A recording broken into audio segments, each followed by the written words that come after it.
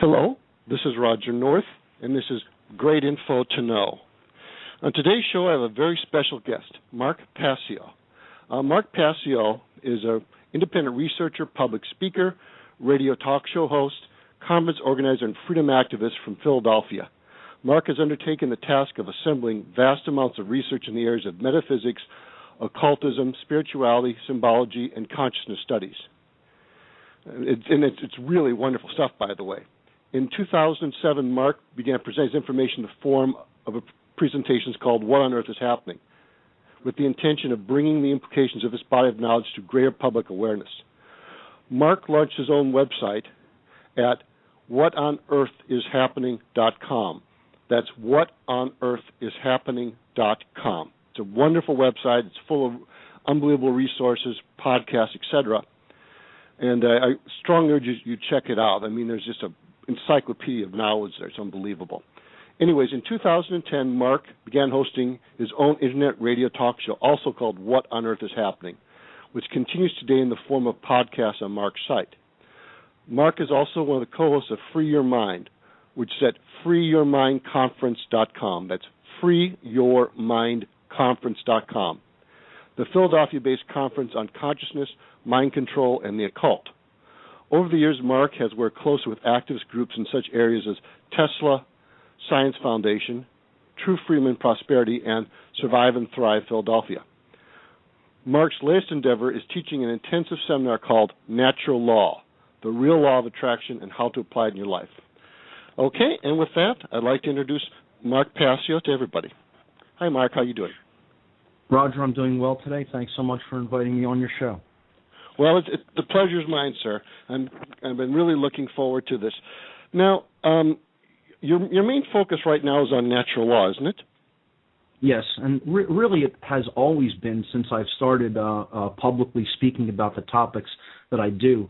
I think that natural law is really the crux of the entire issue regarding what is taking place in our world and why we are seeing certain results manifest in our reality.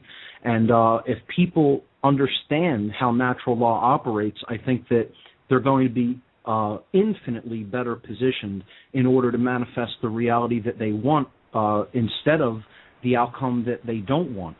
And if they don't understand natural law, I think we're really headed in a very negative direction, and things are only going to get worse in the external domain. And people aren't going to understand how the underlying driving factors are human consciousness and whether or not we align our consciousness to these boundary conditions that I refer to as natural law. Yeah. What's interesting about the whole subject of natural law is I have a bachelor's degree in physics, which in a way is studying natural law. It might not be natural human law, but it's the natural law of the, of the mechanical world. Right. And the thing is, we all know we live in a universe of cause and effect. You go spend money, your checking accounts get debited. I mean, if I pick up a pen and I let it go, it's going to fall to the earth. Exactly. I go out and I go eat pizza or something like that. I go get a large pizza. I'm going to put on weight. I mean, we all know cause and effect exists, and we keep on suffering the consequences of pretending we don't know. And we've all done things like that where we've squandered money, overate, done something that we knew was going to cause us problems down the road, because this universe, at least at this level, is all about cause and effect. And I think it's just very important that we think about this and understand how it applies to our own life. And this is not some abstract thing out there, that this is something that we're all dealing with all the time. And so Absolutely. What I'd like to do, excuse me? I said absolutely, yes. Okay. So can you tell me a little bit more about natural law? And just kind of give me an idea of how you came to understand this, kind of the genesis of this. Well, I mean, how I came to understand it is really through enormous suffering and doing the opposite of aligning myself and my behaviors with natural law and understanding that I was only going to get more suffering that way. I highly recommend not going down that path. I wish that humanity wouldn't choose to go down that path. It seems that collectively humanity is choosing to take that direction. I speak out about this topic and try to explain how this works to people because I don't want to see humanity continue to go down that path of suffering that it seems to be taking in the unconscious state that it is in right now, collectively. So that's really what helped me to understand it. I was living a life that was completely out of balance and was not in harmony with these laws of behavior, because that's what natural law ultimately governs. See, it can be a difficult thing for people to accept natural law, particularly if they're of a very imbalanced worldview. So there's an imbalanced worldview toward randomness or the fact that the idea that there is no a governing dynamic regarding behavior in the universe. In other words, everything else could be governed by law. All the physical matter could be governed by physical laws, but consciousness has no boundary conditions and has no governing dynamics that is in place that governs it. And this is often, part of a worldview that doesn't take consciousness into consideration at all. Mm-hmm. So, what natural law actually is governing dynamics which act as boundary conditions in nature, and what they are governing is the consequences of our free will choices. So, again, many people don't want to understand this because they want to think that we can do whatever we want and act without consequence, and there's no force in nature that is actually bringing to us the results of what we have chosen through our free will. And another part of it is people often don't want to understand natural law because they don't want the responsibility that goes with it, or they don't want to look at the universe in a certain way. They want to see it as either completely random or as some sort of a caring being that is directly involved in their life in some way, in such a form, let's say, that it anthropomorphizes the universe and makes it have the characteristics or the qualities of the human being with the emotional dynamics that go along with the human being. When you tell people on either side of the fence when it comes to this, the randomness idea that there's no purpose to the universe and that, there's no governing dynamics when it comes to consciousness because they often believe consciousness doesn't exist, then you have many people on the other side that, look at the creation or the creator as something that is directly involved in people's lives and cares about them in a personal sense. I think both of these are sort of worldviews that will not help people to understand what natural law is, because natural law works like the conditions that govern a computer. And again, many people will hear this and they will hear that to them it will sound like I'm saying that the universe is a computer. I'm not saying it is a computer. I'm saying that it behaves with certain functions like a computer, in such that if we put certain things into it, the outcome is going to be guaranteed in a certain way. If you're sitting down at a computer and you're writing certain code, okay, and you're compiling that code and you're building a program, that program is always going to behave according to the conditions that you entered into it. So if you put good code into the program, the manifestation on the screen when you execute the program, when you run it, is going to be as expected. It's going to be efficient. It's going to do what you want it to do. If, however, what you put into it is flawed in some way and you have bugs and errors in your coding, the output that you're going to get on the screen is not going to be what you want. It's going to manifest something that is chaotic in some way, and it's going to put out bad output. Well, this is how the universe works. The universe works like that computer. That computer doesn't really care about whether you didn't understand what you were coding. It doesn't care. It just puts out on the screen what you put into it. That's it. So in a way, that's what natural law is like. And again, that's why it's difficult for many people to accept that this is how our universe works. They don't, on both sides, again, of the fence, a left brain side and a right brain side, people don't want to accept it because those of a left brain bent don't even want to acknowledge that it exists. So those of a right brain bent want to think that it is something that is caring, and it is looking at all the factors about why we chose what we chose. All it does is bring the result. That's all this governing dynamic is put into creation to do.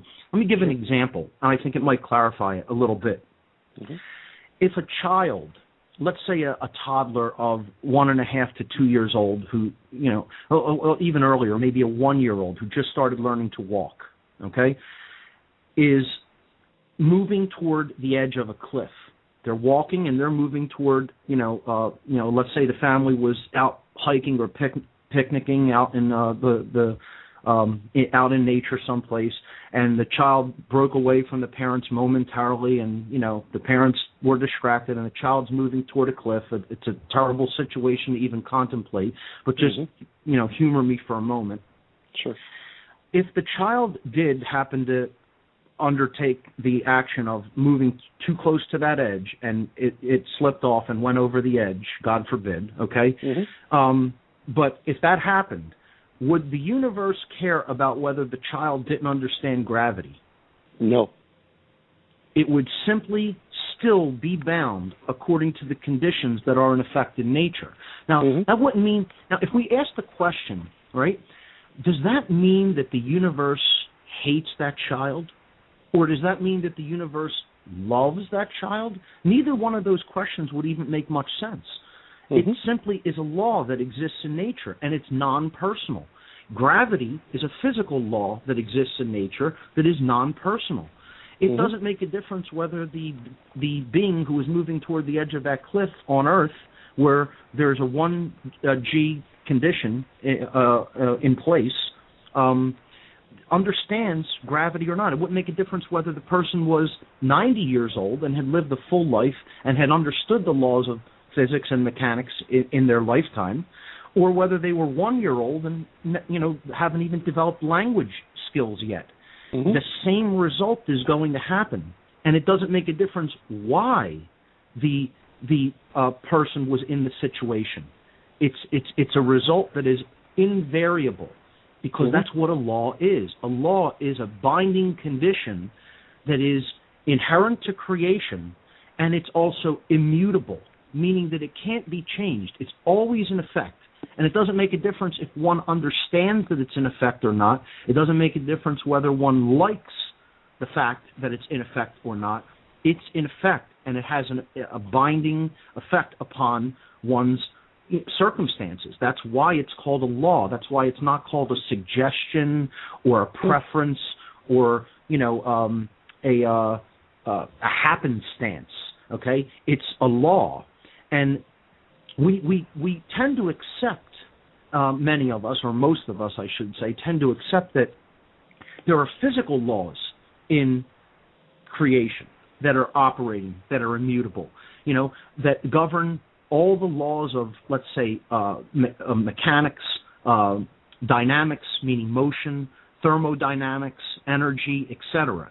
These laws govern everything from the movement of the subatomic particles up to the movement of physical objects in our everyday life, up to the movement of planets and stars. And we accept that they're governed by immutable laws that we can learn, we can observe, we can discover them, observe them, and understand how they work, and even come up with models mathematically for how they function. And then we're in a better position to be able to predict what will happen in certain physical situations. That most people readily accept, But when it comes to us, when it comes to human beings and our choices that come from the mind, okay, that ultimately generate the reality that we're collectively experiencing here on the earth. Many people do not want to accept that those choices, those fundamental free will decisions that are made by mental processes by human beings are also governed by law. So in other words, I'm also not saying that we don't have free will. We do have free will to choose our behaviors. What I am saying is we don't have free will to choose our behaviors without consequence. There is always a consequence to the behaviors that we choose in life. And the consequential dynamic, okay, that is being brought to us by creation itself, the intelligent organizing principles that are inherent to creation, okay, that is consciousness. You know, I'm saying that the universe is a conscious entity, and that force, you don't even have to look at it as an entity. I look at it as almost like an impersonal force, but of total intelligence. And it is the governing dynamic that is bringing to us the consequences of our free will decisions. So we have both free will, and then there is a deterministic component to creation. And that's what natural law is. It is that deterministic component that acts as the boundary conditions or the governing dynamic for free will. So in other words, there is a limit to free will. Okay, so people would say, well, then it's not free. Well, if you want to look at it like that, okay, but I don't look at it as the universe is punishing us or is putting us in a prison where we can't just do anything. The boundary conditions that I refer to as natural law are here to promote our best evolutionary development. They're not here to put us in a cage or a prison cell. They're here to guide us and to keep us on the right track so that we can actually go forward and evolve at the most efficient way. That's what natural law is. So I give the soundbite definition, or what you could call the working definition, that natural law is the universal, non-man-made, binding and immutable conditions that govern the consequences of behavior. It is a body of universal spiritual laws which act as the governing dynamics for consciousness. That's what natural law ultimately is. That's a very powerful definition. One thing that's very interesting is, are you familiar with I'm sorry, I'm blanking on the name of the work where they're talking about the universe as being like a computer simulation? Yes, I've actually read some scientific papers on that postulate that theory. And, it goes hand in hand with some of the work in different schools of new thought that talk about the universe as being a holographic projection of some type, that it is a quantum hologram, that it is something that is self-similar across all scales of creation, and that it is actually governed at the base level by a unified field, which is pure consciousness. I do happen to think that model is correct, and I don't necessarily go along with a lot of the other new agey type ideas that go with some of those lines of thought. But I think in general, that's what the universe is. It's a construct of consciousness for experience in a physical domain. As such, it is purely a spiritual construct, and the physical aspect of it is what you could call illusory, because it's not actually truly solid. It is actually just energy in a form that seems solid.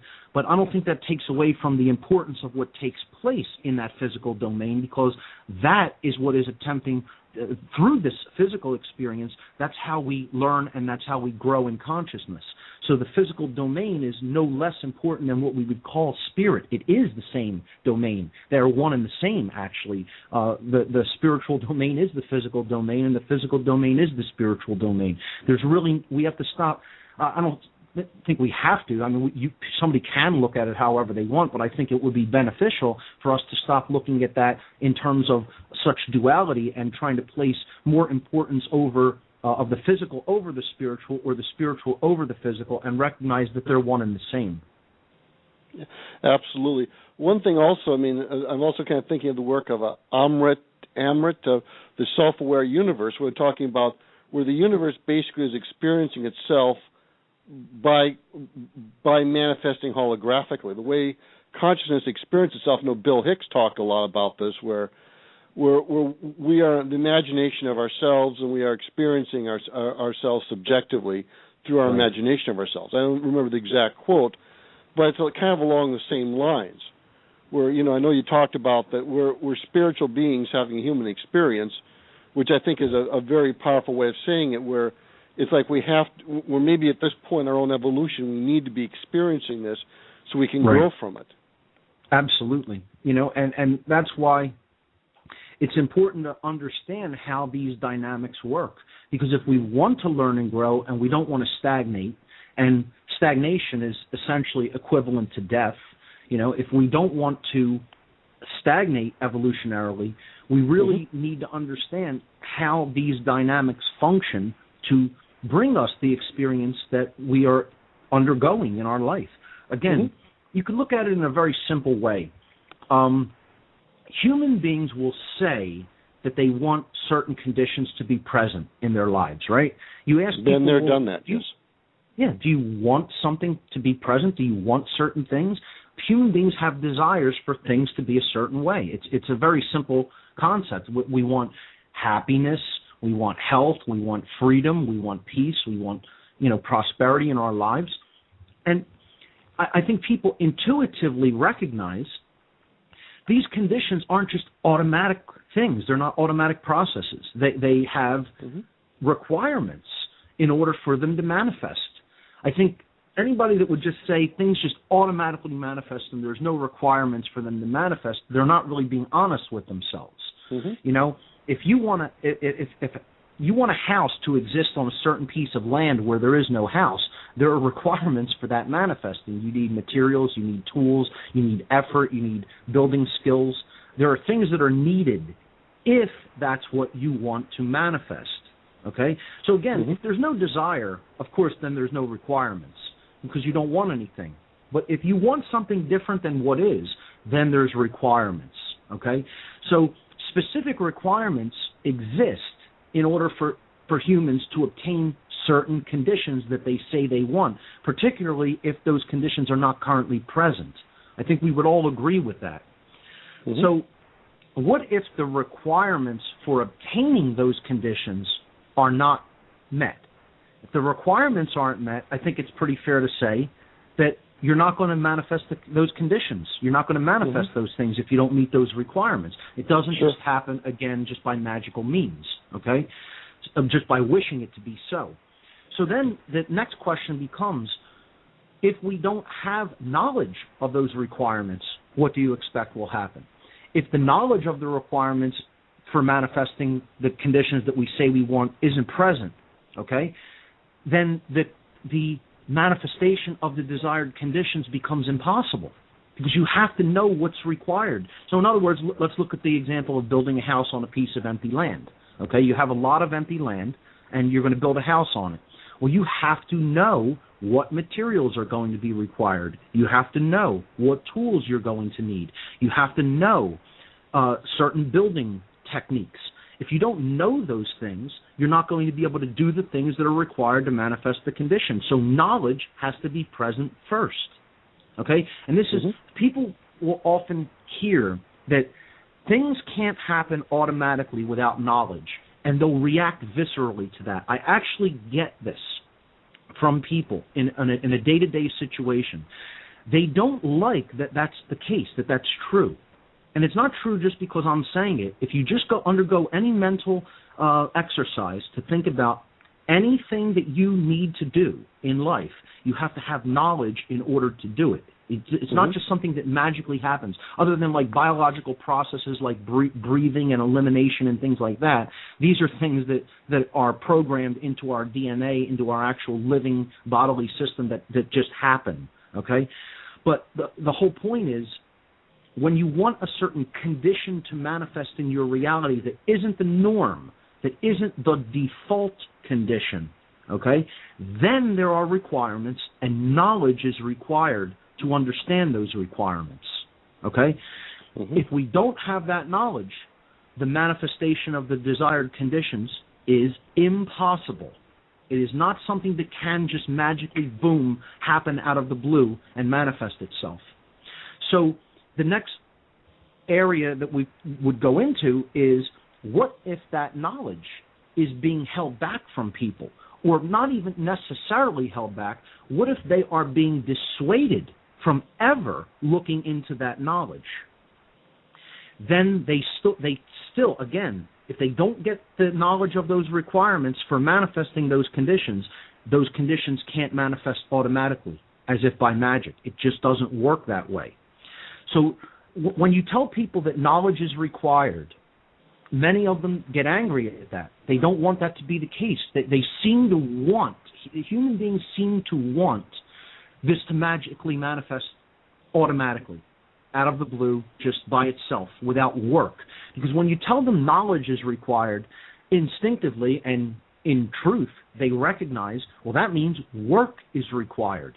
It's not something that happens automatically. I need to expand effort mentally to take something into my mind and understand it, so that I understand how it works and then apply it in an effort of will.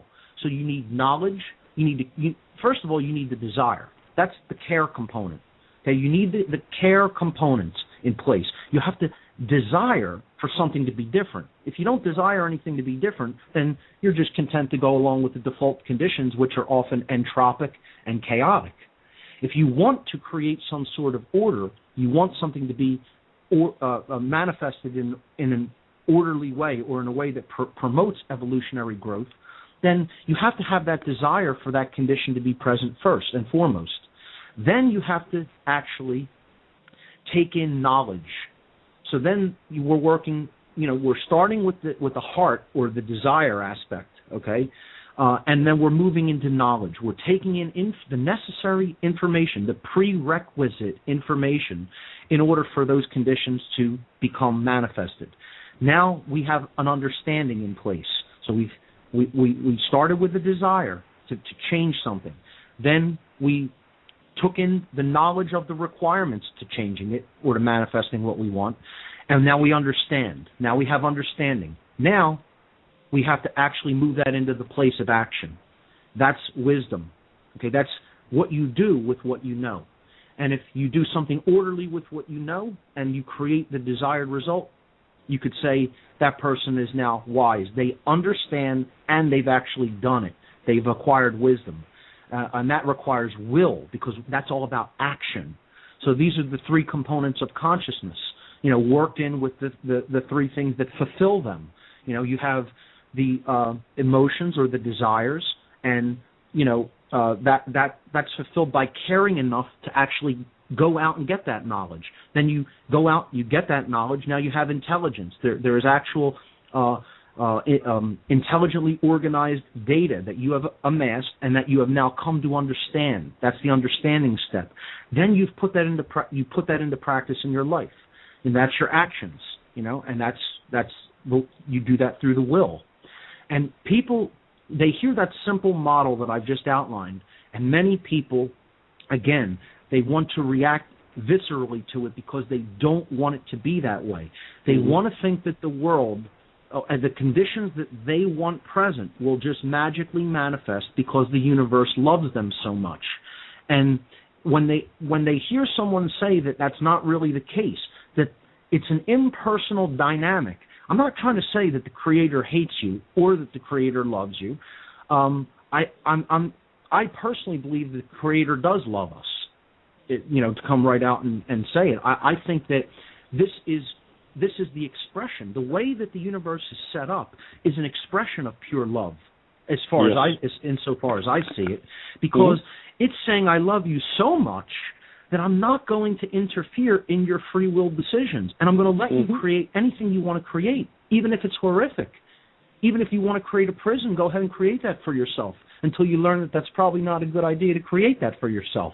You need the experience, so that way you can learn that that's not what you want to be creating in the future. Right, exactly. And that's what this is all about, is becoming a conscious co-creator with the laws of nature, such that we understand what we have the power to change in our daily experience and in our daily lives, and then the conditions that manifest in it, and what we don't have the power to change, which is natural law, which is these governing dynamics that ultimately brings to us the result of what we've chosen through our free will decisions. So we act based on our free will decisions that are mental processes going on in the mind that is in turn based upon our understanding, that is in turn based upon our, or lack thereof, I should say, that is based upon the knowledge that we've taken in or haven't taken in. Okay, so if you look at this as a simple model, right? Human behavior is what creates, through natural law, the present conditions in our lives. So the manifestation, you can look at this as 4 floors of a building. 4 floors of a building, okay? Now, remember, we can't build the top floor until we build the first 3. And we can't build the 3rd floor until we build the first 2. And we can't build the 2nd floor until we built the first one, okay? Mm-hmm. So what's on that first floor level? All right, so the top floor level, the 4th floor, is the conditions that have manifested in our life, what we've actually created, okay? The way human life on the earth currently is. That's the top floor. That's the generated conditions, or what you could call the manifested reality, very simply. That's the top. Now remember, 3 things have to happen before that top floor gets put in place. So let's look at what underlies the generated conditions or the manifested reality. Well, behavior determines that. Ultimately, how people act is the determining factor for the generated reality. What happens in our world is determined by how we act. It is determined by how we think and feel, but ultimately it's determined by behavior. Okay, we can think and feel and not actually project that outward through how we behave in the world, and nothing much is going to change in the world if we didn't actually act on how we think and feel. So behavior is what underlies that manifested condition. That's the 3rd floor level. The 3rd floor level in this simple model of a 4-story building that I'm laying out here is behavior. Now, human behavior is in turn based upon something. Okay? It doesn't just manifest automatically. People behave in a certain way because of other things, namely what's taking place in their mind. So the manifested reality is on the 4th floor. Human behavior is on the 3rd floor. This is what is the foundation for the manifested reality. What in turn is the foundation for behavior? Well, the foundation for behavior is what takes place in our mind. Okay, what we think and how we feel, okay, ultimately determine how we act, how we behave. So I would call this 2nd floor level, which is the foundation for behavior, our decision-making processes, or what you could simply call our free will. Okay, this is something that directs our free will ultimately to act, because it is the dynamics by which we are choosing behavior. Again, decision-making, and that is based upon the available information or knowledge that we have at our disposal at any given time. Okay, so the 1st floor level. So again, let's recap here. The manifested reality is the 4th floor. That's what happens in the world. The 3rd floor is human behavior. That's what's ultimately determining what happens. Underneath that, there's decision-making mental processes that are going on in the human mind. That's the 2nd floor. That's what acts as the foundation for behavior. But the foundation for those decision-making processes that lie at the ground level, that act as the foundation, is available information, knowledge about how not only the human psyche works, but how the laws of nature work. If that knowledge, okay, that information constitutes potential knowledge, then we need to actually take it in and understand it to make accurate decision-making processes, okay? And then we need to act on it to make our behavior come into harmony with the laws of nature. And then we'll get either order if we did that properly, or we'll get chaos if we didn't have accurate knowledge, accurate understanding, or will to act upon that, okay? So But that ground floor level, that first floor level, is the potential knowledge that we can gather through information. We can process it, we can understand it, and we can act upon it. Okay? If that level is polluted or diluted, or if we are dissuaded from even looking into certain aspects of that body of knowledge, then all of the floors above it are going to be built on non-firm foundation.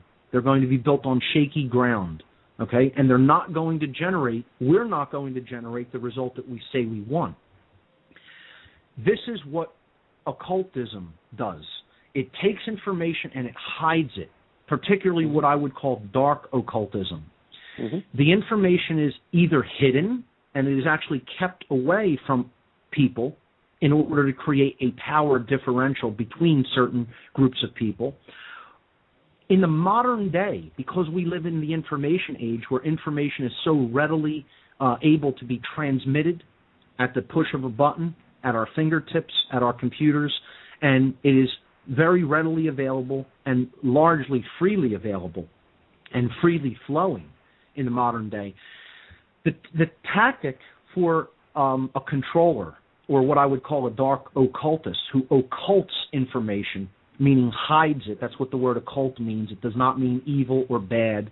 It comes from the Latin occultus, which means hidden. And that's all the word occult means, is hidden from sight or difficult to see. What the controllers of the modern day world have even switched their tactic to, instead of attempting to hide the information, because let's face it, the floodgates have broken and this information is actually out in the world now. It's not unavailable. In the past, it may have been unavailable, and they did their best to keep it that way, and then the printing press came along and that opened some of the floodgates. But now that we have mass printing and now the internet of electronic forms of media, the floodgates are really, the dam has completely broken open as far as the free flow of information is concerned. Mm-hmm. So the tactic has been switched, whereas in the past it was all about physically keeping this information from reaching other people's eyes and ears.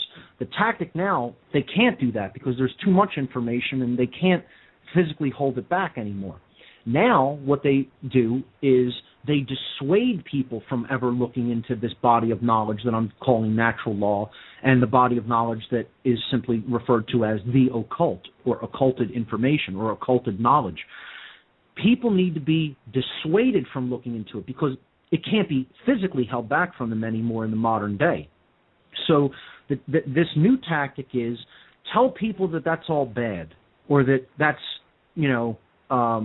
something that they don't even need to know. It's either all bad and evil, or it's all nonsense and there's nothing to it, and there's no importance there, so you shouldn't waste your time looking into that when your time could be better spent doing other things. This is the new tactic. It's dissuading instead of actually trying to physically hold the information back from people. And that's where people are at when it comes to this knowledge of the occult and natural law.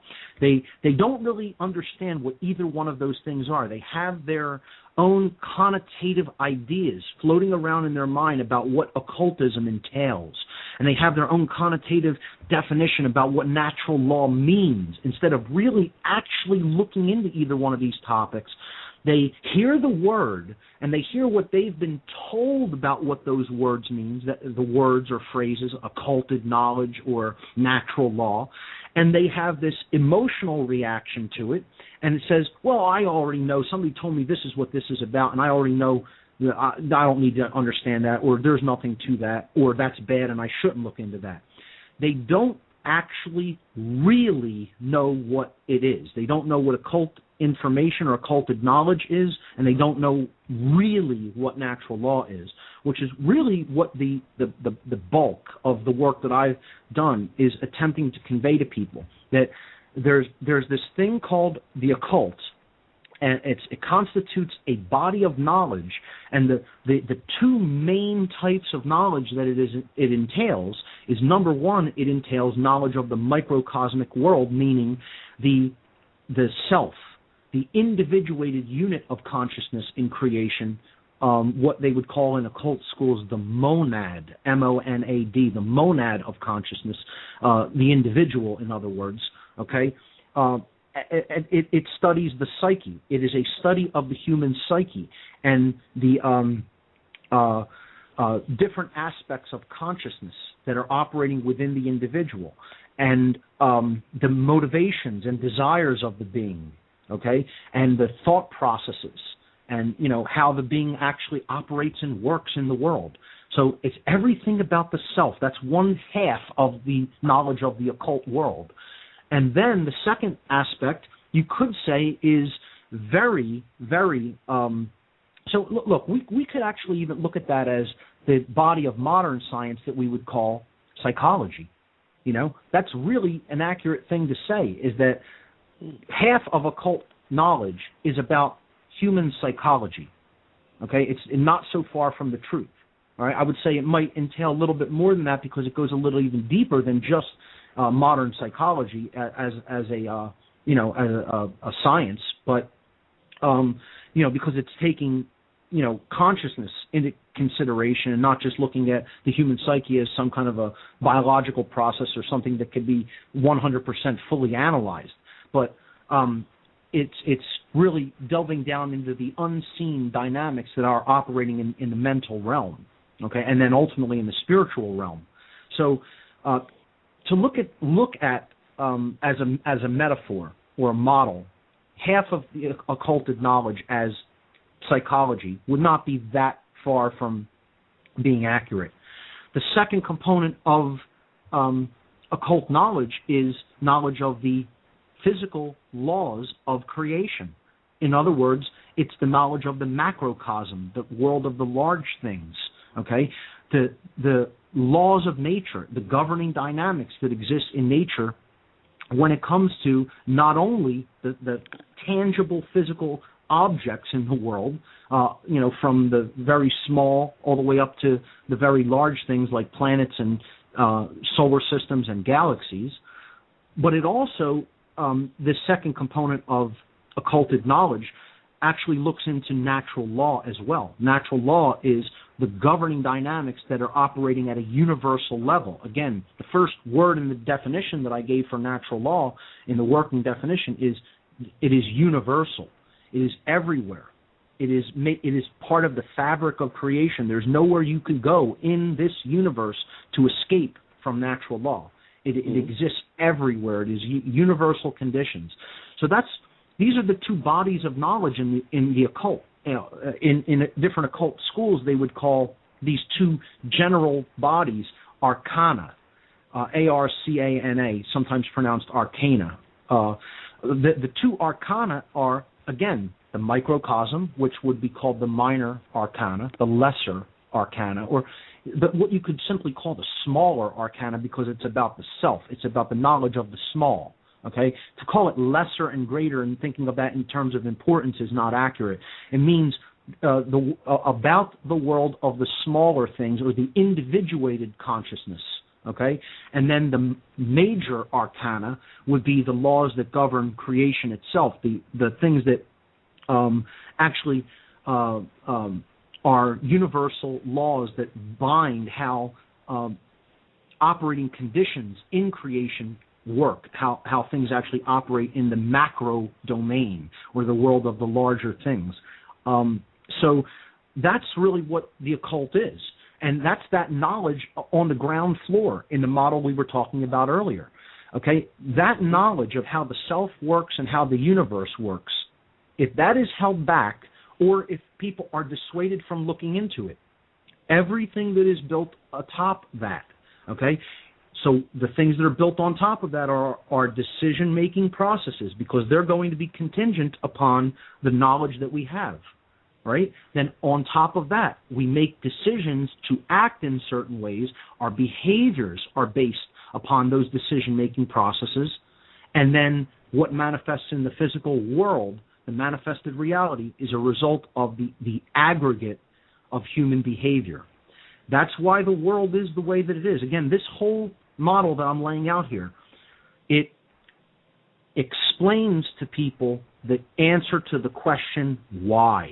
Why That's what's more important to know than the who, what, when, where, and how. Those are all very important to know, and we should be aware of those things, okay, about what's going on in our world. But the most important thing to understand is why are these conditions manifesting that we say we don't want. And if they're manifesting and we say we don't want them, and we're recognizing we want something different to be present, then you have to understand why things are manifesting and what the necessary requirements are to reversing those conditions and putting different conditions into effect in the world. Those requirements are the understanding of natural law. And without that understanding, okay, those requirements do not get met, and therefore the actual change in the conditions is impossible. And that's a very simple breakdown of what natural law is and how it works. We could then look into the expressions of it if you want to do that as we move forward about what actually gets manifested and why. Absolutely. I want to, because this is really about natural law and the how it, why it gets manifested, because I want people to really understand what's happening at a deep level, because we can easily get caught up in all the events occurring, like Syria and what's going on with the banking and blah blah blah. Right. But one of the things is, because I actually post a lot of things, and I think when my original email I actually showed you a post I put in a forum. I like looking at what's going on at the deepest level, because that's where the leverage is. And, and this is why, I'm a big fan, for example, of David Icke's work more than, say, Alex Jones, although I have a great respect for Alex Jones, because we have to understand what's going on at the deepest level. I know you're a big fan of David Icke, too. Sure. And because I have that's where the power is. Yes, I have respect for both of those gentlemen you just mentioned. Absolutely. And again, I agree that we should be aware of the external things that are taking place. But if we don't understand the why, that's just all going to look like a unsolvable puzzle that we don't grasp what put those conditions into place. Why are they manifesting at all? Okay? If we get down to the causal level, again, like you said at the top of the show, we do live in a cause and effect universe. All of those things that are going on have already happened. Therefore, they're the effects. They're playing out, would be like trying to only address the effects would be very equivalent to try to only treat symptoms in a physical ailment. And that's largely what modern medicine has become about. We're treating the symptoms, but we're not looking for the causal factors that led to the manifestation of those symptoms. Well, Absolutely. What natural law is those causal factors that led to the manifestation of those conditions. Okay? Really, our behavior is the causal factor, and what brings those conditions on is natural law. Okay, so you could look at it as, if you eat a lot of bad food, natural law is bringing you the bodily consequences of eating a lot of bad food through disease. That's why we get diseases, okay, because we're not putting the proper nutrients into the body. That's the causal factor, okay? We're putting poisons in and not putting enough nutrients in. You reverse that, you take in less poison and put more nutrients in, it manifests as health, okay? And, again, people can ask, well, why does it happen that way? Why can't you eat a bunch of sugar and junk foods and manifest health? Natural law is in effect. There are laws governing how the body functions. Well, why can't we act in immoral capacities and do whatever we want to people, even if it violates their rights and harms them, and manifest a world of freedom? Because that's not how natural law functions. When you do a certain thing, like you're putting code into a computer, a certain output happens on the screen. When you do a different thing, another output happens on the screen. We have to learn which function or which code to put in to get a certain outcome. And what we want, what human beings want, is we want to keep writing the bad code, we want to keep doing the bad behavior, and we want magically the output on the screen to be exactly what we envisioned. And what I'm trying to tell people is, sadly, however you want to look at it, it doesn't work that way, okay? And we have to become mature. See, part of this is about being mature and responsible adults. It's about being responsible for what we are creating, because what we're creating doesn't just affect us. it affects everyone around us. It ultimately is part of the aggregate conditions that affect the entire world and everyone in it. So we have to be mature about what we're creating through what we're putting into the universe. And we're putting things into the universe through our behaviors, ultimately. Okay? Yes, we're putting things into the universe through our thoughts. Yes, we're putting things into the universe through our emotions. Okay? But those things are not going to have the physical, tangible, changing impact of action. See, the thoughts and the emotions are having an effect in the world, but ultimately they're having an effect mostly through their influence upon behavior. Mm-hmm. So they're influencing what we do, and that's having the greatest impact in the aggregate of what's manifesting in the world. So if we really start to look at how this process works, okay, it's all about becoming responsible. And this is what people who want to remain irresponsible and childish don't want. And it's not saying you can never have any fun. You know, I was talking with someone and they were like, I don't think people like your information sometimes because it comes across as very serious. And people think, well, if I learn all of this stuff and dedicate the effort to learning all this, I'll never be able to have any more fun in my life. And that's not the case. It's not like I never have any fun. I could be completely silly sometimes. Ask people who know me, okay? I have fun like anybody else does. I can get silly like anybody else can act silly. When it comes to explaining this information, do I take a serious tact or a serious approach? Yes, I do, because I think it's so important based on where we're at. In other words, having fun and joy and laughing and, you know, that's so great. That's part of what makes us human, and these behaviors need to be engaged in. I have to remind myself I have to take some time to do recreational activity because, you know, you'll burn yourself out if you don't. But the point here is, let's say there was a fire happening in your house and you have children. You wouldn't say, let me sit down and play a game of Yahtzee. You wouldn't sit down and say, what's on the tube right now? You know, I'm going to watch some comedy show, some sitcom or something. If a fire was going on in your house, you would say, I need to look out for the people around me that I care about, you know, my family, whatever other living forms of life are in the house, my animals, etc. And we need to, you know, determine the seriousness of this. And if we can't, you know, put this out immediately, we need to get out of here because, you know, you're going to be breathing in smoke soon, and if it gets bad enough, flames are going to be licking at you.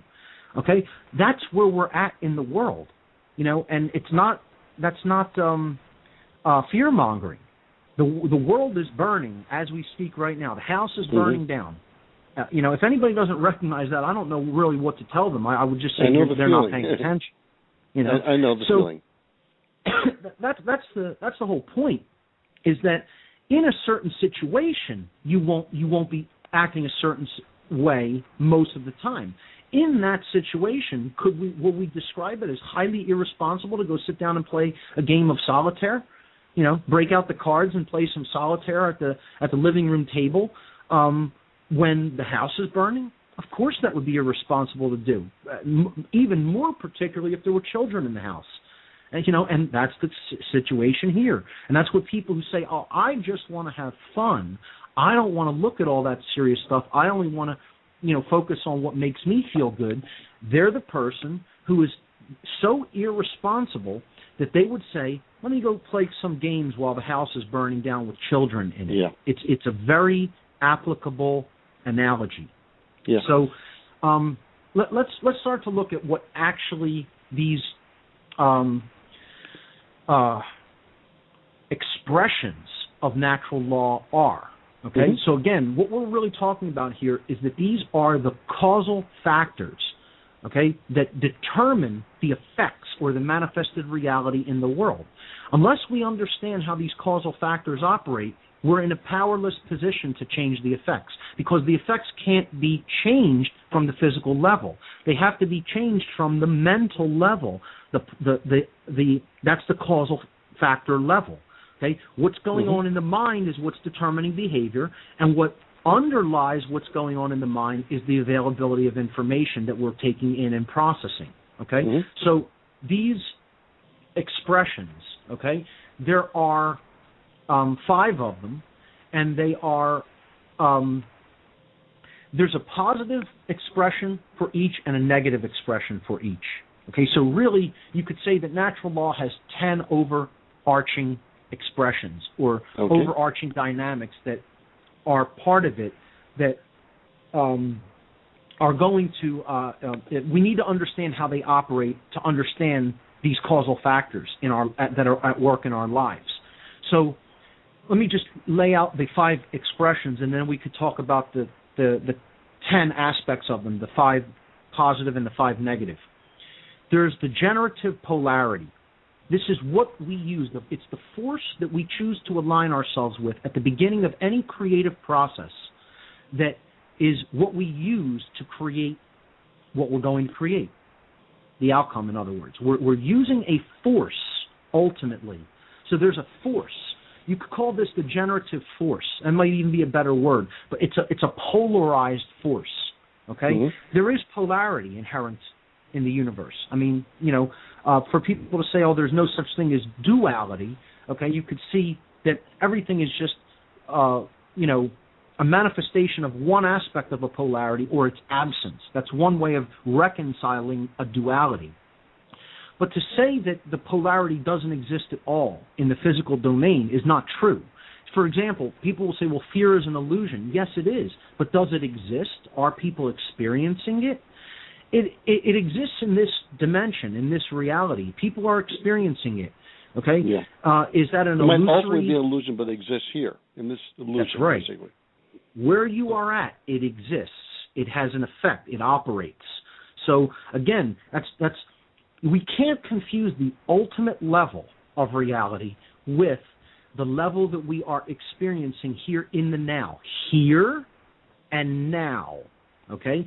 That's why people aren't creating what they want to create, because they're not being here and they're not being in the now. Right? Mm-hmm. Their mind is somewhere else and their mind is sometime else. Okay? Instead of bringing it here now and actually learning about the requirements for doing something about what's going on in the here and now, and then actually doing that through an act of will. People don't want to hear that. They want to hear some portal is going to open any moment right next to, right on your street where you're living. You're going to be able to walk through that and go into another world where all of this isn't happening. The whole idea of the rapture. Okay, it's just another variant of the rapture. We're going to ascend to another dimension of being, and all the consciousness, the individual units of consciousness that don't get what's really going on, they're going to remain here on the physical earth. Well, this is all New Age mumbo-jumbo, and it's all stuff that's all wishful thinking. It's just like, put your head down and do everything that the master tells you to do, in this reality, in this lifetime, and then you'll magically be gifted with a wonderful life in some hereafter, in some afterlife, okay, which is, what the controllers told people in, the ancient world to get them hooked onto these religious notions of, a promise of an afterlife, and therefore they would accept their life of slavery and misery in this life, okay? We have to learn to be here now, be in the present moment, and look at what's going on where we are in this place, instead of concerning ourselves with other dimensions and other times, okay? I'm not saying none of that exists, but that's not where we're operating. We're operating on Earth at this moment. That's where we have to start from. So, go back to what we were talking about. This is about polarity. Right? And polarity does exist here in this dimension where we're operating. So the first expression of natural law is what I call a generative polarity. So the word generative, it comes from the Latin genere. The verb genere in Latin means to create. So this, you could call this the creative polarity. The polarity that we use to create the outcome. Okay? So that's the first expression of natural law. The second expression I call, and again, we'll get into what the positive and negative aspects are in a moment, but the second expression is the initiating expression, or the initiatory expression, however you want to word it. You could just say how it starts, the starting expression, okay? When you choose one of the creative polarities to work with, something manifests almost right away, okay? You are going to go into a mode of consciousness based on what you've chosen with that creative polarity. So that's the starting condition. You know, you could say, here's how it starts out of the gates. That's how you want to look at the initiatory expression of natural law. So we have the creative polarity. That's the force that we work with. Then something happens when we start using that. That's the starting expression. A simple, easy term of putting it is the starting expression, okay? Then we have, as the starting expression continues to work, we have the internalized expression. This is the thing that's going on within the human being, or I would say it's what ultimately gets created or generated within the individual unit of consciousness, the individual, the monad, again, okay? This is what happens inside of us, right? So that's the internal expression for natural law. Then, of course, if there's an internal expression, there's going to be an external expression, okay? So that's what happens in the aggregate, meaning in the total. Okay, that's what happens in society, in any given society where there are individuals. Okay, so we have an internalized expression and then an externalized expression. All right, and then we have the ending manifestation, the ending expression. You could look at this as the opposite of the initiating expression. Okay, something starts and then something ultimately gets made. All right, so this is going to be based on, this is the result that we create based on all the other things. All right, that we just went through. The creative polarity that we chose, the starting expression, the internal and external expressions, and then something gets manifested. So this is what I simply call the manifestation. You could call it the end expression, okay, or the result, either any way you want to look at it. Okay, these are just terms that we apply to help understand the model better. All right, so this is the manifested result that we create based on the creative polarity that we chose. So let's look at each one of these dynamics. Again, I went through 5 dynamics, right? And they each have a positive expression and a negative expression. Or you could look at the positive and negative sides or poles in this model as here's the things that we could do that will get us what we say we want, and here's the things that we could choose that will never get us the things that we say we want. That's the simplest way of looking at this is if you look at the positive expressions for these 5 dynamics as here are the requirements to obtaining what we want. And the negative expressions are if we do these things or let these things continue to be done, then it's impossible to obtain what we want, to what we say we want. That cannot be done. Okay? Mm-hmm. So let's look at these positive and negative expressions. The positive creative polarity is consciousness, or simply what I would term love. It is the love dynamic. Now, this doesn't mean attachment love. It doesn't mean romantic love. It doesn't even mean familial love. That's not what we're talking about. Those things exist and are very important. I wouldn't say love as attachment is important, but it's a way of seeing this term, this energy, and that's I'm trying to set aside emotional love from what I'm talking about here, and not to say that this isn't something that has to do with the emotions. It very much does. Okay. But what I'm talking about here is a force that is existing in the universe and within us that is the force that helps consciousness to expand and grow.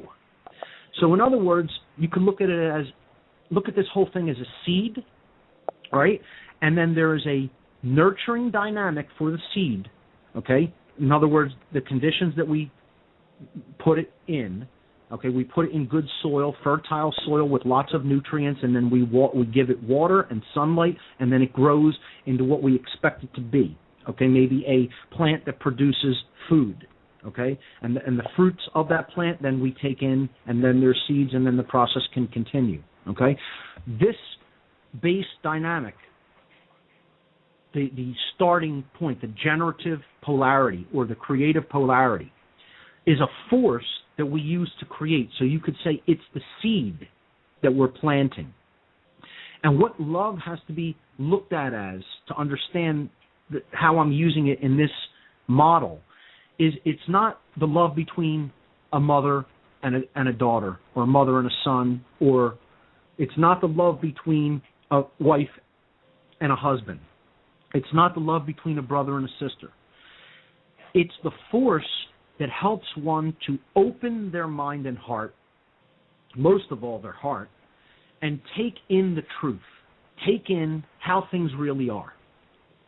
Look at what is and see it without filters, and see it for what it is, and then accept it, take it in. That's what I'm calling love, or the expansive force of consciousness. Okay? Again, when I talk about consciousness, I'm not talking about just physical consciousness. We're talking about the ability to recognize what's going on. That's what consciousness is. If you're conscious of something, you're awake, you're aware, you recognize it, you understand it. If you're unconscious, you're ignorant. You're not paying attention. You don't know what's going on. That's what we're talking about here, the ability to recognize what's taking place. Or in other words, the ability to recognize truth from what's not taking place, which would be falsehood. The ability to recognize what is happening versus what is not happening. Okay? So that's all that I'm talking about here when I talk about love. I feel it's important to demystify this concept, because people have this notion of what love is about, or what it is. And again, when we're talking about it here, using this word in this model for natural law, those other connotations need to be set to the side. I'm not saying that the concept of love cannot apply to those connotations of emotional love between members of a family or friends, or romantic relationships. Of course, love can apply to that concept. I'm saying that concept is not included in this definition that I'm giving for the term love as the expansive force of consciousness, when we're looking at it as the generative polarity that we create with through natural law. Okay? So understand that definition.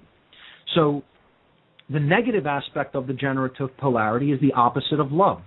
So if love is the force which expands consciousness and helps it to grow, and helps us to open ourselves up to take in truth. Okay, so it is the opposite of consciousness. You could simply call the negative generative polarity unconsciousness, or you could go a little deeper than that and look at what is the force that propagates unconsciousness. What is the force that if it's present within the individual consciousness, makes that being not want to learn, not want to know, not want to grow? And I think if you really just simply think about that for a moment, you know that the answer is fear. Fear is the force that shuts down human consciousness, that makes someone afraid to open themselves up to take in the truth, because often, based on where we're at, the truth might not be so pleasant. And I'm not saying that the truth is pleasant. The truth is pretty horrible, actually.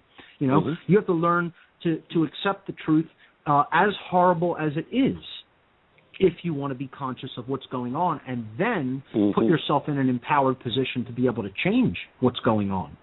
So fear is this second polarity. It's the negative polarity that we start using to create with. And unfortunately, that's the dominating polarity in our world. If that wasn't the dominating polarity in the world over love, the world wouldn't be the way it is. The world would be a much better place. Most people choose this starting force. They choose this polarity to create with. And they do that in an unconscious way. Fear is what they're already in that makes them unconscious, and all their other behaviors are basically based upon that. Fear of punishment, fear of what might or might not happen, okay? Fear of the consequences for taking or not taking a certain action. If this is the level that we're operating from, only bad things can result. Only chaotic things can result that we don't want. So those are the generative polarities. in every single decision-making process that we make and then put into reality through our behavior, we are choosing between one of those polarities. As a matter of fact, it is an impossibility to do any action without it being based upon one of those polarities. Every single action that is ever taken will either be taken based on the positive generative polarity or the negative generative polarity, either love or fear. It's interesting you should... Yes. Oh, sorry. No, go right ahead. I was going to say, Marianne Williamson, I think, in A Course in Miracles talks about, I remember listening to a Tony Robbins interview she did, where everything is, where all our responses are based, either it's a cry for help or it's a loving response. It's the same idea. Right. Exactly. Very accurate, I would say. You know, and one of them implies responsibility and consciousness being present, and the other implies that those things are absent. You know? Mm-hmm. So that's what we're talking about here. Love is the force that opens us up to the acceptance of truth, expands consciousness, helps us to grow, and allows us to take personal responsibility for our own actions. Okay? And to understand, most of all, the difference between right and wrong. That's the most important thing when it comes to natural law. You know, lest we forget, let me just state it out in the open, this is all about morality. This is all about understanding the difference between right and wrong, because there can be no freedom. You cannot create a society that is based in freedom if you're not basing your behavior in morality. According to moral decision-making processes, once you know the objective difference between right and wrong, and then choose the right action over the wrong action. This is part of natural law. It's a dynamic that I refer to as the law of freedom. The law of freedom states that freedom is directly proportional to morality. The amount of freedom that exists in any given society or on the earth in general is going to be directly proportional to the amount of moral behavior that is being conducted within that society or on that planet. So as morality increases, more freedom results. Freedom increases. As morality declines, freedom declines. And we go into We're seeing that big time right now. That's right. And that's why. That's the answer to the why. This is what many people never make this connection. They never get to the point where they understand the reason that freedom is on the wane is because morality has been on the wane for a very long time. Sure. Okay, unless we build up morality again, we cannot build a free society. And unfortunately, the controllers are turning our whole society into a satanic society that is based on satanic values of moral relativism. The idea that there's no such thing as the difference between right and wrong, it's wherever we say it is. So let's continue with the expressions, and we'll finish laying out these 5 basic expressions that have both a positive and a negative aspect. The starting expression, you know, after we've chosen either love or fear, again, we're either open to the truth or we're closed to the truth, right? So if we're open to the truth, we're going to accept it, we're going to take it in, and then what are we going to have? We're going to have knowledge. And we know what's going on. We have knowledge in general about any given topic in particular, okay? Now, that could have to do with the self. That could have to do with what's going on in the world. We'll see how knowledge leads to a certain condition internally, and it leads to a certain condition externally in the society, all right? So knowledge is the starting expression. This is how it starts once we make the decision to either open ourselves up, which is be in the consciousness of love, or to close ourselves down, which is to be in the unconscious state of fear. So if we're in the unconscious state of fear, the negative starting or initiatory expression is ignorance. It's the opposite of knowledge. It means you don't know. You've refused the truth. Now, notice I didn't say nescience there, which is another way of saying you don't know. Nescience means you don't know because the knowledge wasn't present, and you had no recourse. You had no availability of knowledge so that you could come to understanding. Ignorance, or as I like to call it, ignorance, means you willfully ignored truth. It is the active refusal of truth. You're refusing to accept what is. And that's done through fear. So fear is operating, it's closing down the person, and they're saying, I don't want to know, I refuse to take that information in, I refuse to learn that, and therefore they come to a place of ignorance. Okay? So that's the negative starting expression. Now, once we're in a position of either knowledge or ignorance, something happens inside of us. All right? We either understand about ourselves or we completely don't understand about ourselves. Now, the condition by which we fully understand ourselves and we've come to know ourselves, right, that's the internal expression of natural law. So we were in love-based consciousness, meaning we were open-minded and open-hearted. We took in the truth through knowledge, through information. Now we've come to an understanding inside of ourselves. That's called sovereignty. Sovereignty is the ultimate expression of self-knowledge because that's what we really are. We are sovereign beings. The word sovereign also comes from Latin. Sovereign, the first part of it, S-O-V-E-R, sover, comes from the Latin super. Okay? Super in Latin means above or beyond.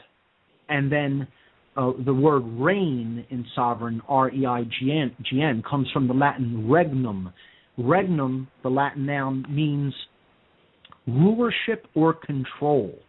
Okay? So a sovereign, putting it together, above, super, regnum, rule or control. Above rulership or control. Okay? It doesn't mean above rules, because natural law are rules that are always in effect, and we're not ever above those. Those are the boundary conditions and the governing dynamics for the whole universe. We are above externally imposed rulership or control by any other physical beings in this world. That's what sovereign means. It means no one is our owner, no one is our master, we are not a slave. So when you put the term together, sovereign, sover, reign, or super regnum, it means above or beyond the rulership or control of another. Well, anyone that is above the rulership or control of another is simply free. That's what sovereignty ultimately means. It's another way of saying freedom, that one is free. For me to say that I am sovereign, it means literally I am above the external control of another, or meaning I am not a slave. I am a free being. I am not externally owned by another being. And that is true. That is not an opinion. That is not a speculation. That is an eternal truth that no beings in this dimension are actually really owned by any other beings. Somebody can believe that they own somebody else and then act upon that belief, and then there could be an acceptance of that erroneous belief, but it's never valid. It's never legitimate. It's always a false claim, and the acceptance of that claim is always based in a lack of truth, a lack of understanding of truth. The truth is every being in the universe is a sovereign being. No one is the rightful property of another being. That's the truth. So we're all sovereign. It's just most of us don't know that. We believe that there's legitimacy to slavery and that certain beings are owned by other beings. Okay? So the internal expression, or what happens inside of us, is either we recognize our inherent sovereignty or we don't. So if we recognize our inherent sovereignty, we're empowered. We know the truth about us, about what we really are, that we are sovereign beings. And if we don't recognize that, that was because we were in a state of fear and ignorance. And then what results in our lives is a lack of understanding of the self. Okay? So a lack of understanding of what's going on inside of you. What's happening, if you said to somebody, just tell me this condition in one word. I have no idea what is going on with me. The best definition in one word that you could give for that is confusion. I have no idea what's going on. I'm confused.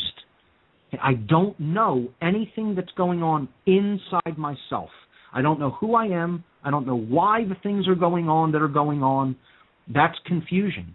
And that happens as a result of, one, being in fear, and two, since you were in fear and your mind and heart was shut down, you refused the truth and therefore you manifested ignorance. Therefore, that ignorance led to total confusion in your life because you don't have enough knowledge to recognize what's going on within you or around you. Okay, so now if we look at these two states, total self-knowledge of who you really are, that's sovereignty, and total lack of self-knowledge, that's confusion. I look at these in terms of whether they are, whether the person is in rulership of themselves or whether there is no rulership within the self. Okay? Self-rulership is very important. Self-ownership, self-mastery, self-rulership. We have to be our own masters. We have to master the self. We have to rule the kingdom of the self by aligning our thoughts, our emotions, and our actions such that we become a being that as we think, so we feel, so we act, and there is no internal contradiction between those three aspects of our consciousness. So I call sovereignty in this internal expression of natural law internal monarchy. Now, it's a strange term. Many people would never have heard that. But what that means is a monarch is one ruler.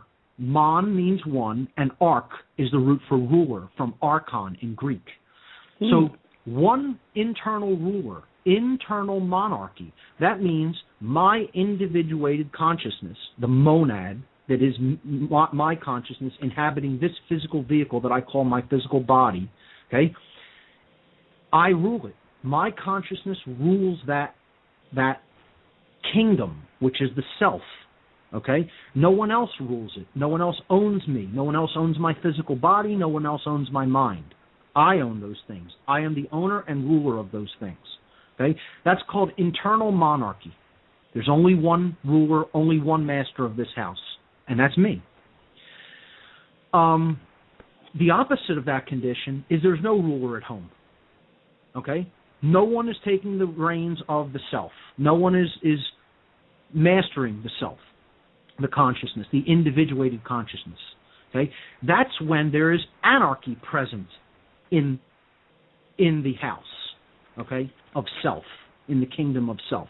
And again, anarchy means the absence of a ruler. Okay, which is a great thing if it's external, but if it's internal, it's a terrible thing. We need to have the internal ruler. We need to master the self. We need to own ourselves. We need to rule ourselves. We need to have self-control. We need to have self-discipline. We need to have self-respect. We need to have self-love. All of those things come from the recognition of our own sovereignty and then being willing to extend that sovereignty to others as well. So confusion, this negative internal expression for natural law, I call internal anarchy, meaning inside there's no ruler home, and that's a very bad condition. Okay, that will lead to being in complete oppositional consciousness, such that your thoughts, emotions, and actions are not aligned. They're not on the same page. They're all in duality and opposition to each other, and that will lead to chaotic results in one's life and in society. So that's the internal expressions. Let's look at the external. So remember, the state of the force that we use is either love or fear. These manifest initially as either the acceptance of truth and thus knowledge, or the rejection of truth, the refusal of truth, thus ignorance. And then inside of us, we either recognize that we're sovereign and we rule the self, we take self-control, or we don't recognize anything about ourselves and we exist in total confusion, and inside of our own consciousness there's anarchy. What happens then in the external domain when these conditions are present? Well, in the external domain, if expanded consciousness, the force that expands consciousness called love, is present and we're conscious, and then we take in knowledge, we accept truth, and then we've developed knowledge, we know about the self, so we recognize our own sovereignty and we take rulership of the self and responsibility for what we create. What's going to manifest in the external world? In the society at large, there's a condition that will manifest. It's this little thing called freedom. freedom will manifest, because, most of all because we have the knowledge of right and wrong in our possession. And our behavior is going to be based upon the fact that we're all sovereign and that no one controls anybody else, and therefore we're not going to exercise any coercive behavior against our fellow human beings and even animals. Okay? We are going to allow freedom to exist because we recognize that's everyone's individual birthright called sovereignty. That our rights are not created by us, that they're a birthright of creation itself, and that we have them as a result of our existence in the creation. Okay?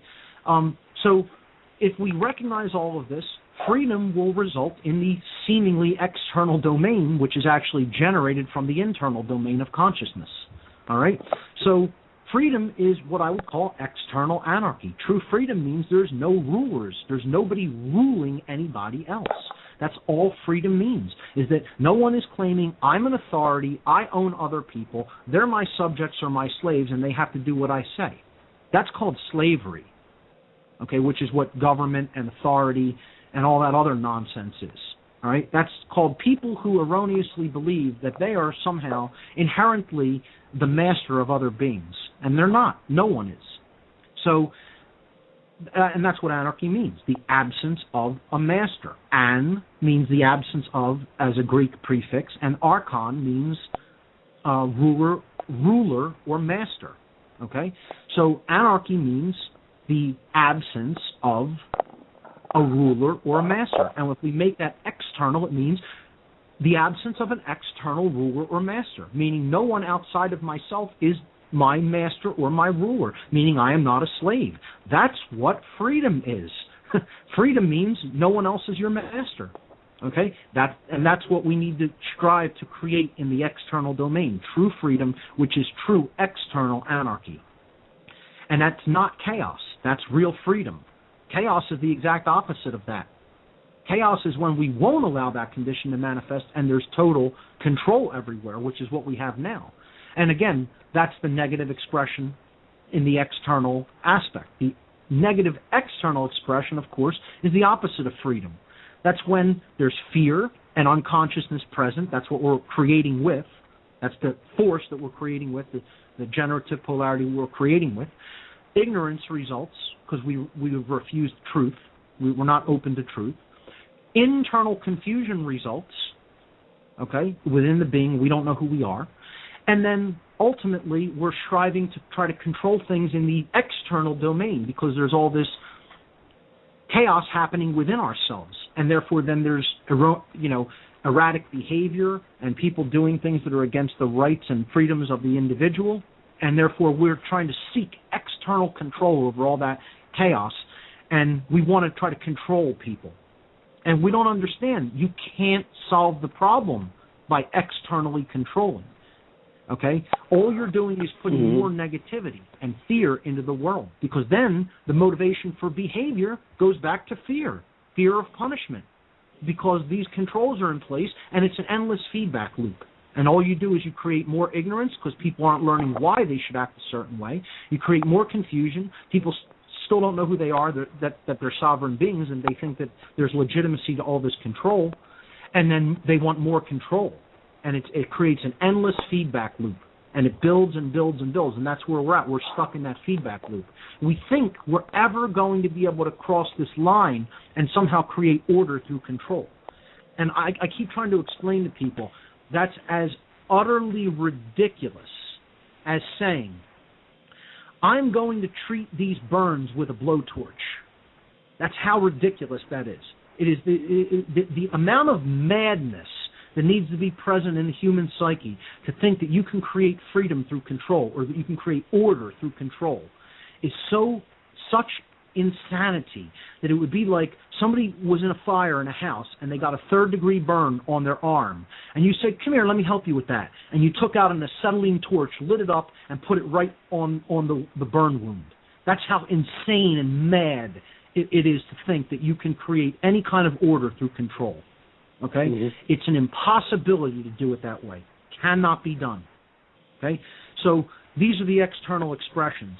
Now there's one last expression, again, the ending expression, as we talked about. That's the manifestation. All right? If we started with the generative polarity of love, the positive expression, again, we can only create more consciousness because love is the force that expands consciousness. We can only then open ourselves up to truth and gain knowledge, ultimately gain knowledge of self, to develop our understanding of our own inherent sovereignty. And then if most people do go through that process and do that work upon themselves, then there will be true freedom in society as a whole. That then manifests. The ending manifestation is a world that is orderly. Order has resulted. That's the positive manifested result in natural law. So, and that only works in one direction. You can only create order through freedom, which can only be created through internal recognition of sovereignty, which can only be created through knowledge, which can only be created through consciousness or the expansive force of consciousness, which is love. It cannot be done any other way. I'm not just saying that it does occasionally happen in this progression. What I'm trying to explain to people is that it can only happen in that progression. In other words, if you want order or manifested goodness in your reality, you must create that through freedom, which must be created through an understanding of sovereignty, which must be created through an acceptance of truth, which must be created through the expansive force of consciousness, which is love energy. And again, where morality comes into the picture here is in that second step called knowledge, the acceptance of truth, because there is such a thing as the truth about the difference between right and wrong. They're not relative things, and they are not things that are based on perceptions. They are based in reality, based on whether an action creates harm to another being or an action does not create harm to another being. If an action creates harm to another being, it is a wrongdoing. It is a transgression against natural law, and therefore we shouldn't take those behaviors. So those behaviors are essentially all forms of theft: murder, assault, rape, theft, trespass, coercion. Okay? If we do those things, we are harming another living being, therefore we shouldn't engage in those behaviors, because they are not based in truth, okay, and therefore they're not conducive to respecting the sovereignty of another being, creating a world that is based in freedom, and ultimately manifesting order, all right? So if we look at the negative expression of the manifestation, the manifested result, it's the opposite of order. It's chaos, of course, or what we would call manifested evil. Evil manifesting in our lives, what we would call evil. And I would say it actually is evil. You know, there is really good and evil. And that's what this is. It's the condition that manifests that we don't want to be present, and that most of us who have a healthy, functioning brain in some capacity, inherently recognize as something we don't want in our lives. We don't want evil present. We don't want chaos present. This is the negative result. And it only manifests if we follow the progression, okay, of the negative expressions of natural law, which is fear. That's the polarity we chose to create with it first. Through our fear, we refused the truth, especially the truth about the difference between right and wrong, okay? And we went into a state of ignorance, thinking we could just ignore all of the truth and ignore morality and somehow create what we want and get what we want out of the situation. We're in a state of internal confusion, not really knowing who we are or how we work, how we operate, and that's internal anarchy. And then we then cried out for, in our irresponsible way, cried out for, we need to put external controls in place in society, and we're essentially building a prison society because we didn't want to do all the work to expand our consciousness, take in and accept the truth, develop knowledge and understanding, and really recognize who we are and work upon ourselves. We don't want any of that present. We just want to externally control others. Okay, so as a result of all of that fear, ignorance, confusion, and control, we have a world that's based in chaos. And I would say that's where we're at now. So if we're at that negative manifestation right now, there are requirements to turning it around.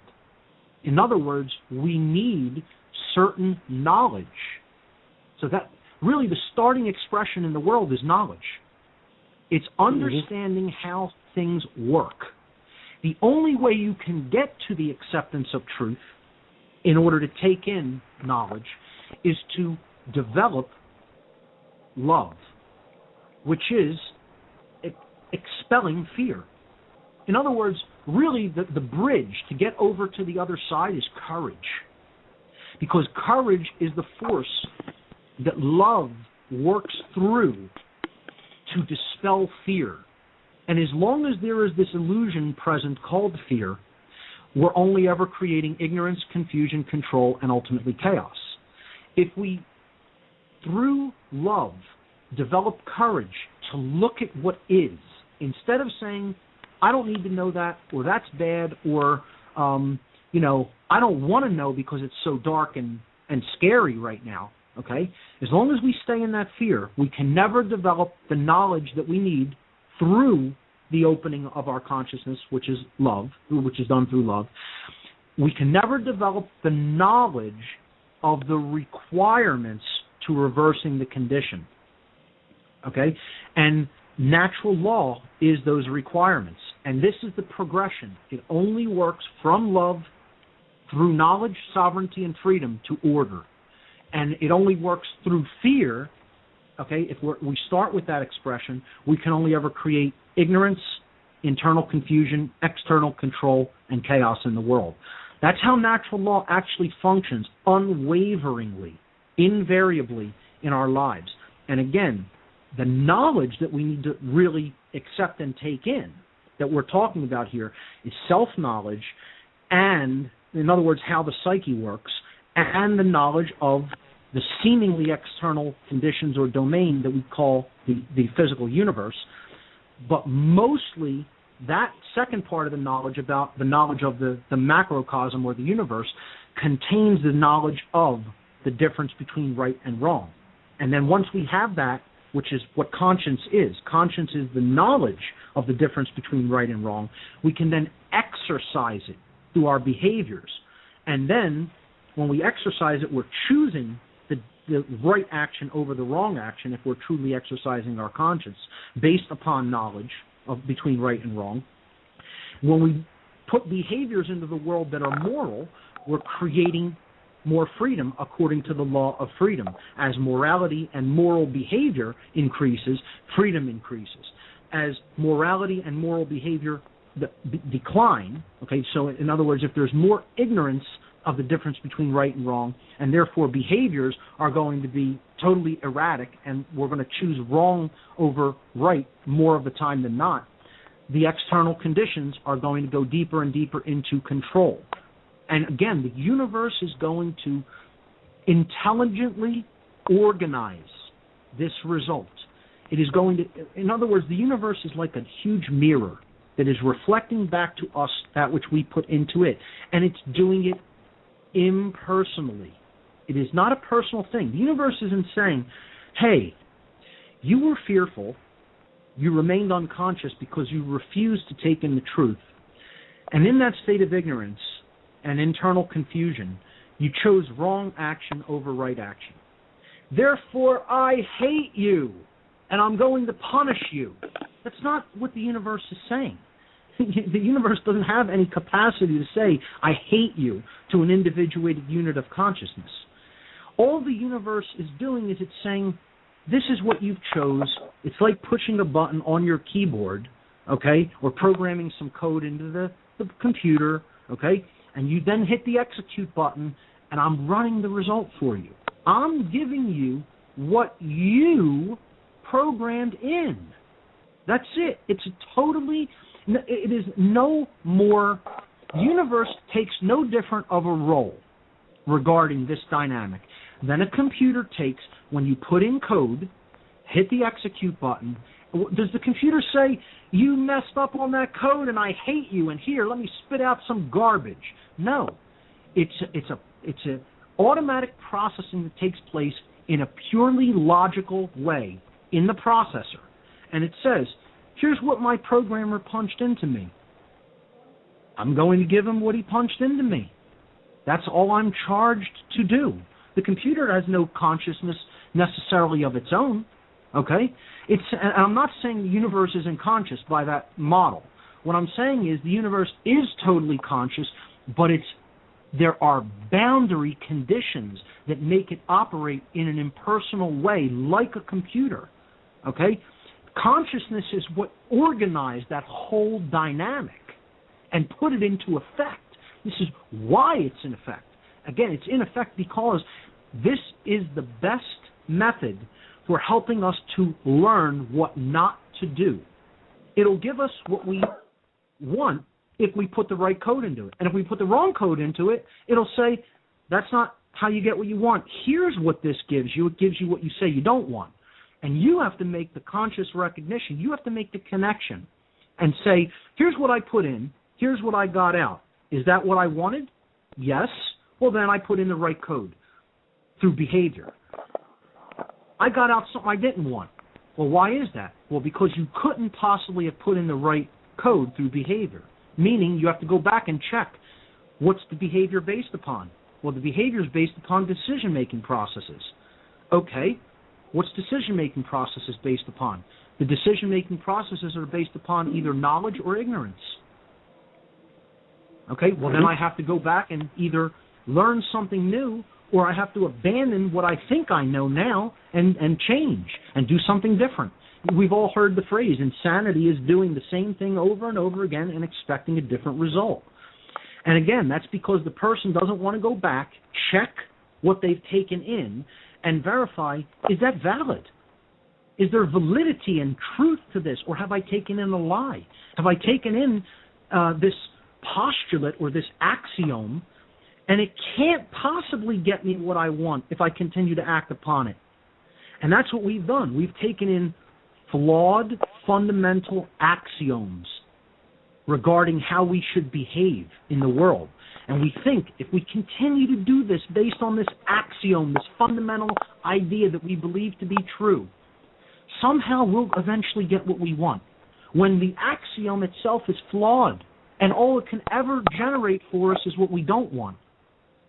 Only when we go back and abandon that axiom and we take in new information and we adjust our perception and we adjust our model and we say, no, here's what needs to be done, here's how we need to adjust our behavior, and then we'll get what we say we want. Only when we do that can that manifestation come about, which would create order instead of the chaos that we're currently generating. And again, that all goes back to whether our decision-making processes result in behaviors that are based in morality or not, are based in either right or wrong behavior.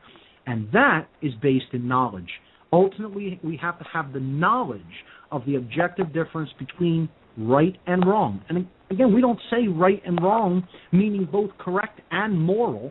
Right means both correct and moral, and conversely, wrong means both incorrect and immoral. That's not accidental. That's not for no reason. To say the word right, 2 + 2 = 4. Yes, you're right. You are correct. That is based in truth. And to say right, that action that you did was a right. You had the right to do that because it was moral. It didn't hurt anybody else. That's because that way, because it is correct, because it is true. There's no accident in the language that we've chosen that right, the word right means both moral and correct. Moral, that it is in harmony with natural law, and correct, that it is based in truth. That's not an accident. No more than it is an accident that the word wrong means both incorrect, not based in truth, and immoral, meaning in opposition to natural law, based in a behavior that causes harm. No accident in the language. So that knowledge is what has to be developed and understood. The objective knowledge of the difference, the objective difference between right and wrong. They're not subjective. They're not relative. They are objective and absolute. And again, many people don't want to hear that. They don't want to hear that we're getting what we're getting because we want to get to make up the difference between right and wrong and then choose between it based on our perceptions. Many people find homosexuality repugnant to them, and that's their free will choice, okay? But the actual behavior of engaging in some form of a sexual relationship with a member of the same sex is either consensual, meaning it was agreed upon by both parties, or that act would be non-consensual, in which it would be called rape, which is equally morally wrong when it's done with the same sex as when it's done with the opposite sex, okay? Mm-hmm. But consensual sexual behavior would equally be a right if it is done with the same sex or the opposite sex, as long as it is consensual and agreed upon by both parties. So when people want to try to twist right and wrong into saying, well, because that's objectionable to me and repugnant to me because I have a distaste or a dislike for this particular kind of behavior, that means it's morally wrong. No, it doesn't mean it's morally wrong, okay? I am personally heterosexual, but that doesn't mean that I think that homosexuality is morally wrong. I might find it repugnant for myself and not engage in that behavior, but that's somebody else's preference. It doesn't have to do with hurting somebody. Rape, whether it is done with members of the same sex or the opposite sex, is always morally wrong because it's based in coercion and it's based in the theft of someone else's free will to sexually associate who they want. And on top of that, it's a very violent behavior, physical violent behavior. So this is what people have to understand, that repugnance for a particular thing doesn't necessarily make it immoral, no more than smoking. I personally find smoking totally repugnant, okay? That doesn't mean it's morally wrong for somebody to smoke tobacco if they want. Somebody might find, I personally find injecting heroin, I find injecting anything into the, bloodstream, by injecting it into a vein, I find that very repugnant. And I don't engage in behavior like that. Does that mean I think somebody else doesn't have the right to put what they want into their own body through whatever delivery system they choose, if it's their own personal choice and they're not forcing it upon anybody else? No, of course that's their right to do so. Yes.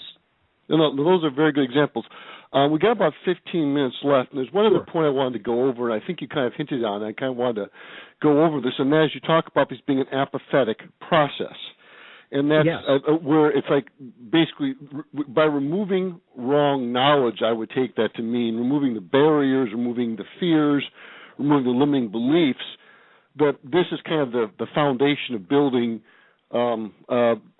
freedom and building, a really high quality life. I mean, I'd like you to comment on that, if you could. Sure. What's being referred to here is the process called apophysis, and this is a word many people will not have heard.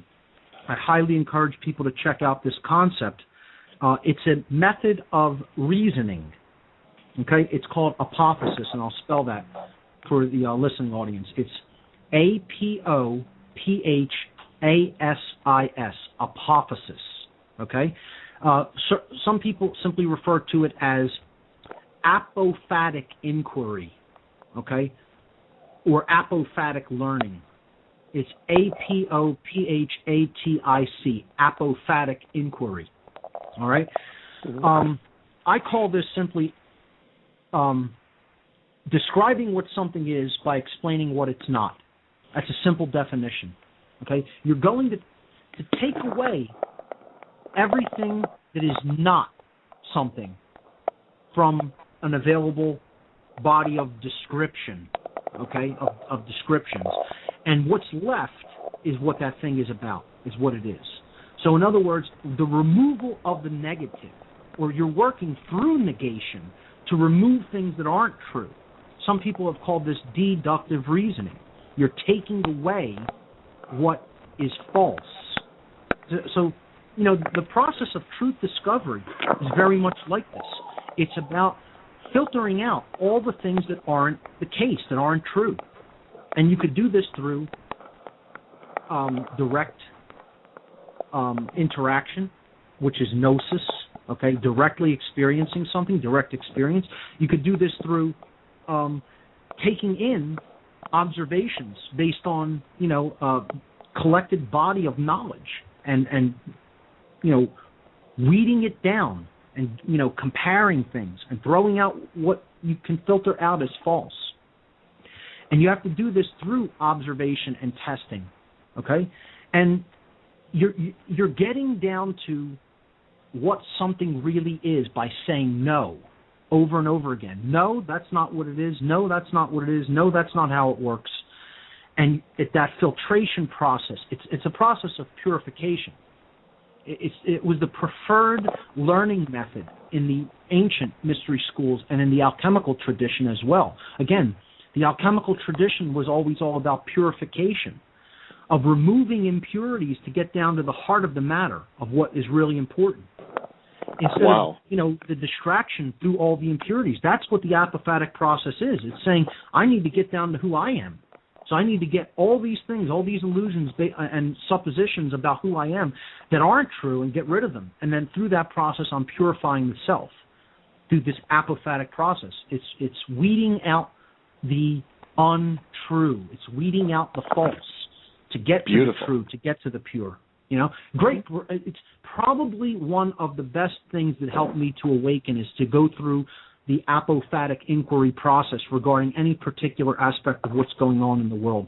To say, is this true? No, then we need to get it out of the way. And we need to set it to the side and filter it out, and then we're going to be left with the heart of the matter. And through that process, and I was almost, I guess you could say forced, but it's more like my life became so uncomfortable through suffering that I went down this path because it was the only thing that was left was that or the grave. And so I chose to go down that path of apophatic inquiry and to remove all these false fundamental axioms. And what that left me with was an understanding of natural law. Natural law is very much understood best through this apophatic process. And what you have to use it for is to understand what a right is. If you use apophasis to understand what a right is, that's the best way of understanding a right. What a right really is what it is not. It is not a wrongdoing. The opposite of a right is a wrongdoing. So the best way to understand what a right is to understand what it's not by understanding what wrongdoings are. If you understand what all the different forms of wrongdoings ultimately are, then you fully recognize that a right is any action which is not one of those wrongdoing actions. That's it. It's very simple. A right is an action that is in harmony with natural law because the taking of it does not result in harm to another being. A wrongdoing is an action which, in taking it, you are acting as the causal agent of harm for another human being through the transgressions against natural law, which are murder, assault, rape, theft, trespass, and coercion. Mm-hmm. Essentially, all of those things are forms of theft. Murder and assault, form of theft of the physical well-being of a being and possibly up to their life. Okay, it's not yours to take, and therefore that's a form of theft. Rape, again, the theft of free will to sexually associate with whom one chooses. That's a form of theft. Murder, assault, rape, theft. That's taking property that doesn't belong to you. Mm-hmm. Trespass. That's taking someone's security in their own lair, which isn't yours to take from them. And then coercion. That's taking someone else's free will, which is theirs to choose as they will act so long as they aren't hurting anybody else. So trying to coerce somebody to do something that they don't want to do, is coercion, and that's a form of theft over someone's free will. So theft boils down to the one and only wrongdoing. So ultimately, a right is an action that does not involve theft.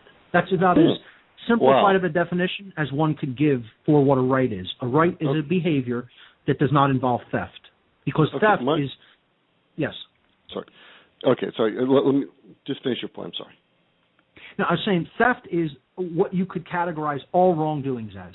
All wrongdoings are forms of theft. So therefore, if you understand that, the apophatic process is going to result in your understanding of a right as any behavior that does not involve theft.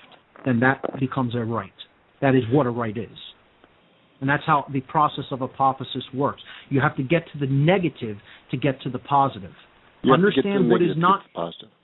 Yeah. I love that. So it's affirmation through the process of negation. You're understanding what something is, that's affirmation, describing what it is, through the process of negation, which is saying all these things are false and are not what this thing is. So I'm going to understand that negative aspect, and through understanding that, I'm getting to what the thing actually is and able to affirm what it is. So just what we did there. You did the negative process. Yes. Yep. The negative process. We got about 5 minutes left. Okay. And one thing I did want to say is one of my great realizations in my life is I've been doing an apophatic process my entire life. I've been constantly writing and thinking and talking to people and just boiling down to figure out what's really going on at a very deep level. I never knew it was an apophatic process until I heard your work on this subject, and this is an extremely important point. That's why I wanted to bring it up. I mean, as you notice, I've not been asking a lot of questions because I've just been loving the way you've been talking, what you've been saying, and the brilliance of your thinking. But this whole thing, this apophatic process, to me, this is the heart of how you get to the truth. Right. And one of my expressions has been that our personal growth is a negative, then a positive process. We have to get rid of that which doesn't work, and then we can build what we want. It's kind of funny because about maybe 18 years ago, I spent a lot of time really studying Tony Robbins. I went to a couple of his seminars. I bought his books, all this stuff, and I quite frankly got virtually no value out of it. And I realized I wasn't ready at that time. Now I'm going back. In fact, I was reading some of his material this morning, and it was so powerful. And I think, and like I said, this is why one of the things I was going to talk with Janice about was how doing, like saying conspiracies, for one of the better terms, is actually a very much a personal development process, because by getting to the real truth of what's going on at the deepest level, then you can build, the kind of world we want to build. And that's what all this exposure of Bilderbergs and banking and Syria and on and on and on. It's about getting rid of all this stuff that's preventing, the human race from being what it's supposed to be, what it can be. Well, it could be, right. Yeah. It could be. And this is why, like I said, the one thing I really wanted to ask about was apathetic, and even in the email I sent you, because to me that was a revelation. Realized it's been something I've been doing my whole life. I've been willing to bet there's a lot of listeners that have also been doing it. And and like I said, I almost hated to interrupt you because I've just been loving hearing you talk, and you're so brilliant. This has just been a wonderful interview. We do have about 3 minutes left, and what I want to do is, first of all, two things. One, if you have any concluding points, and two, please give the listeners where they can get a hold of you, where they contact you and learn more about this. Yeah, and you made great points there, and I appreciate you saying that you've gotten a lot out of the information that I've put forward on this topic. I thank you for that. What I would conclude with is I'll expand on that topic of apophasis briefly. What we need to do in the world is so much less about doing something new than it is about abandoning what we are already doing. Mm-hmm.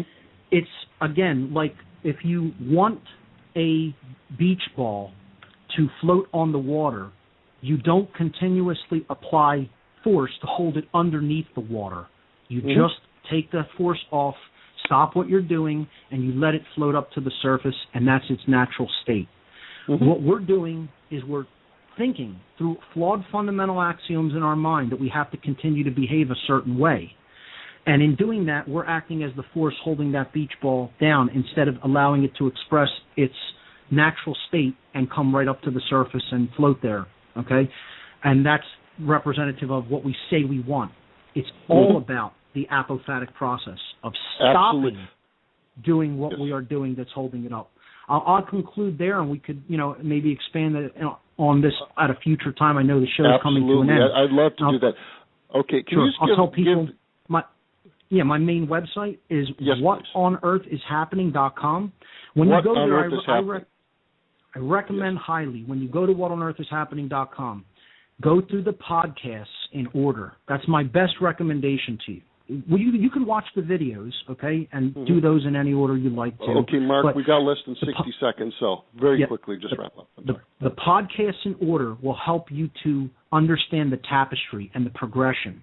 So that's my best recommendation. Take them in order at your own pace from number 1 forward. And you could also check out my other website at freeyourmindconference.com.